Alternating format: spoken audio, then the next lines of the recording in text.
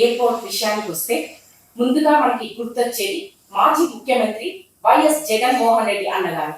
ఈ రోజు భూమి పూజ చేసిన ఈ గ్రీన్ ఫీల్డ్ ఎయిర్పోర్ట్ లో మరో 3 ఏళ్లలో ఈ ప్రాజెక్టు పూర్తయి ఈ ఎయిర్పోర్టు 2026 నాటికి ఇక్కడ నుంచే ఇదే భోగాపురం నుంచే విమానాలు ఎగిరే పరిస్థితి వస్తుంది అని చెప్పడానికి కూడా సంతోషపడతా ఉన్నా.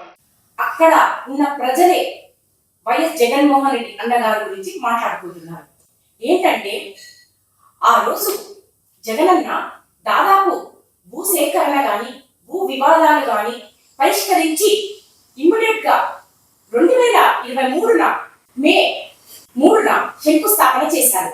అప్పట్లో ముహూర్తం ఏమో కానీ ఇప్పటి వరకు అనుకున్న టార్గెటే జగనన్న 2025 డిసెంబర్ నాటికి ట్రయల్ రన్ ఫ్లైట్ మూవ్ కావాలని డిసైడ్ అయ్యారు. అదే విధంగా జిఎంఆర్ సంస్థకు అప్పగించారు. అదే విధంగా ఈ రోజు అన్న అనుకున్నట్టే ట్రయల్ రన్ జరిగింది. అయితే మన చంద్రబాబు నాయుడు గారు సార్ 2019లో అప్పటికప్పుడు శంకుస్థాపన చేశారు. భూసేకరణ లేదు, భూ వివాదాలు పరిష్కరించేది, ఎవరికి రైట్ గా అప్పగించలేదు. జస్ట్ మన చంద్రబాబు నాయుడు సార్ జస్ట్ శిలాపథకం చేశారు. అంటే మనం ఏమనుకోవాలి?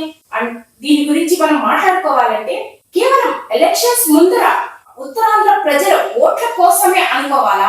సరే, ఎందుకు చంద్రబాబు నాయుడు సార్ ముందే ఎందుకు చేయలేదు? జస్ట్ అదొక్కటి చేయడం వలన ఓట్ల కోసమే అని ప్రజలు ఖచ్చితంగా అనుకుంటున్నారు.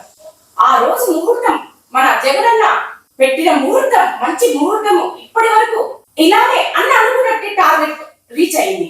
ఏంటంటే అన్న హయాంలోనే దాదాపు పనులు ముందుగా ఫాస్ట్ గా అయ్యి దాదాపు అరకొర పనులు మాత్రమే ఇప్పుడు వాళ్ళు చేసి ఈ క్రెడిట్ అంతా కూటమి ప్రభుత్వానికి చెప్పుకోవడం చాలా దారుణం. ఇదంతా అందరు ప్రజలు గమనిస్తూనే ఉన్నారు. ఎవరు ఎలా, ఎవరు ఏంటి, ఎవరు మనకి చేశారు, ఇదే ఒక్కటే కాదు, ప్రతి ఒక్క విషయంలో జగనన్న ముందు ఉండి ప్రతి ప్రజలకు అందుబాటులో ఎక్కడ ఏమి అవసరమో అక్కడ అది ఆయన ఉన్న షార్ట్ టర్మ్ లోనే, చిన్న షార్ట్ టర్మ్ పీరియడ్ లోనే మన వైఎస్ జగన్మోహన్ రెడ్డి అన్నగారు చేశారు. ఈ రోజుకి అన్నని గుర్తు చేసుకుంటూనే ఉన్నారు.